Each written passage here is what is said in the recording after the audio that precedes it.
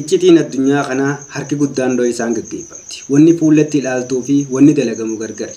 Har'a yeroon kan miidiyaati.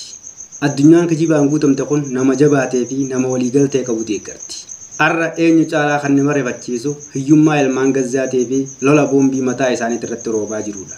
Lola pirezidaantiin ammaa Neetaawun gaggeessaa jiru kana addunyaan yakka waraanaa raawwachaa jira. Bakka jirutti seera jalatti oolfamuu qabaa jaan. Kuni ajandaa afaan qofaati. Har'a silaa namni kun muslima tahee addunyaan akkuma Muhammad Gaddaafii pirezidaantii Saadaam Hussein Usaamaa bin Laadin faatti tura fuudhanii seera jalatti oolchan. Ameerikaan as keessatti siyaasaa dhuunfaa baay'ee fayyadamti. Biyyoota Arabaa kan qabeenyaan badhaate kana to'achuuf kaambii isii godhattee Israa'elitti fayyadamuuf Israa'el barbaaddi. Biyyoota addunyaa guutuu to'annaa isii jala oolchuuf murteessaan akka Araba tahetti fudhattu. Qabeenya addunyaa kana keessaa parsantaan 50 kan ta'u kan Arabaa akka fayyadamtu beekti. Yeroo waraana addunyaa lammaffaa irratti kan dura dhaabbate Raashiyaa fi Araboota ture. Yeroon akkasii akkan deebineef humna qabdu hunda fayyadamtee koloneeffachuu barbaaddi. Uumamuu biyya Israa'el wajjin wal qabatee uummanni Israa'el yeroo Nabi Muusaa fi Muusaa duraas baqattummaan addunyaa kana irratti faca'anii jiraachaa turan. Addunyaa kana irratti namni akka isaanitti gabroome hin jiru. Waraana Roomaa fi Masqalaa booda taateen dhumaa Hitler yookiin paartiin Naazii kan jedhamu Yahudaa walitti qabee namoota miliyoona 6 ol bakka tokkotti du'a isaanii raawwate. Hangi hafe Jarman keessaa lubbuudhaan ba'anii biyyoota garagaraatiif baqatan. Ergasii addunyaa kana bakka hundatti faca'anii jiraachaa jiran. Rabbiin ergamtoota nabiyyootaa fi raajota garagaraa isaan keessaa baase. Ergamtoota dhugoomsuu diduu isaaniitiin Rabbiin isaanitti mufatee adabbiin isaanii kana ta'ee hafe.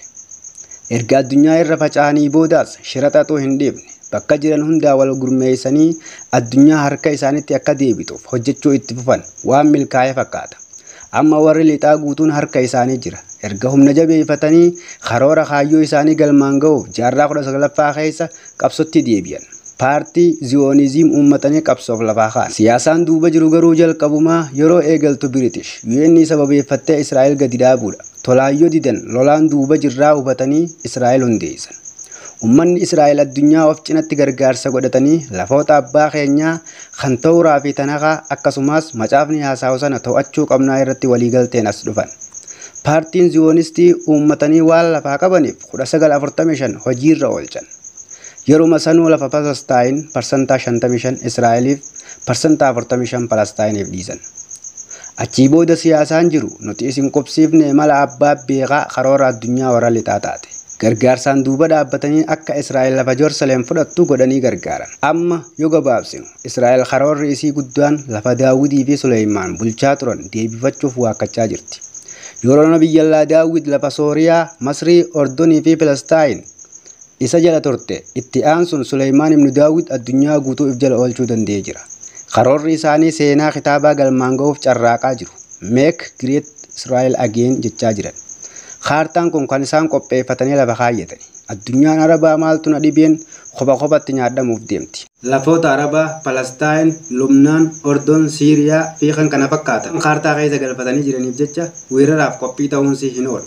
Dhumaafuu waan Israa'el bubbullee egerraa waan yeroon fittu sagantaa isiniif qopheessee isiniif dhiyeesse an obboleessa keessan Obsaa Abdusalaamii hanga sagantaa biraatiin walitti dachaanutti nagaya Rabbiin naaf jiraadha.